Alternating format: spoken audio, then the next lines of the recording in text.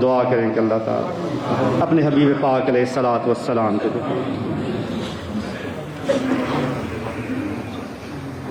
ہمیں گزشتہ گناہوں کی معافی عطا فرمائے، اپنی بندگی اپنے حبیب کی غلامی عطا فرمائے، اپنا عبادت گزار اور شکر گزار بندہ بنائے، نبی کریم علیہ الصلوۃ والسلام سچا غلام اور امتی بنائے۔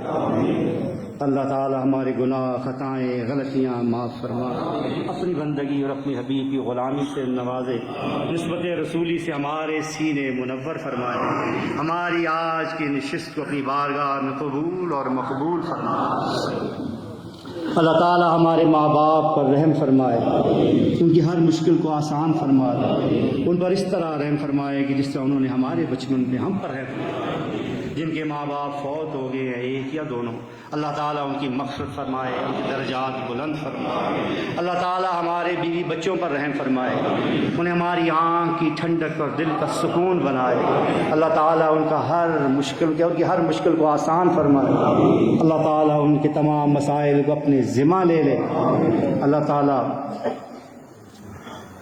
بے اولادوں کو اولاد عطا فرمائے، اللہ تعالیٰ محتاجوں کو غنی فرمائے، اللہ بیماروں کو شفا عطا فرمائے۔ آج اتنے لوگ اس محفل میں حاضر ہوئے ہیں، اللہ تعالیٰ سب کی آرزویں تمنائیں مرادیں پوری کر کے یہاں سے۔ اللہ تعالیٰ ہمارے بہن بھائیوں پر، ہمارے عزیز و اقارب پر، ہمارے دوست احباب پر، ان لوگوں پر کہ جن سے ہم محبت کرتے ہیں اور وہ لوگ جو ہم سے محبت کرتے ہیں، ان سب پر رحم کرم و مہربانی۔ اللہ تعالیٰ ان سب پر بھی رحم اور کرم اور مہربانیاں فرمائے جن کے پیغام آپ لے کر آئے ہیں، جنہوں نے آپ کو اور مجھے دعاؤں کے لیے کہا ہے۔ اللہ تعالیٰ کے خزانے میں کسی چیز کی کمی نہیں ہے، رب ذوالجلال نے بھی مالا مال فرمایا۔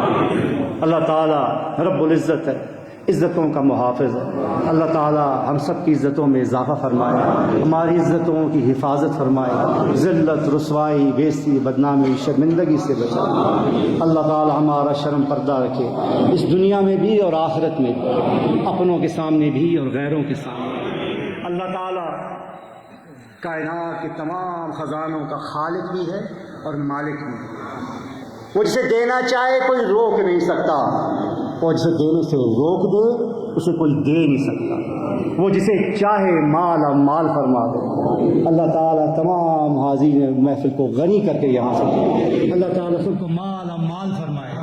اللہ تعالیٰ اتنا غنی فرمائے کہ ہم مخلوق میں سے کسی کے محتاج نہ ہوں۔ اللہ تعالیٰ جو کچھ ہمیں عطا فرمائے پھر اس کی حفاظت بھی رب ذوالجلال، کیونکہ وہی دینے والا ہے اور وہی حفاظت کرنے والا ہے۔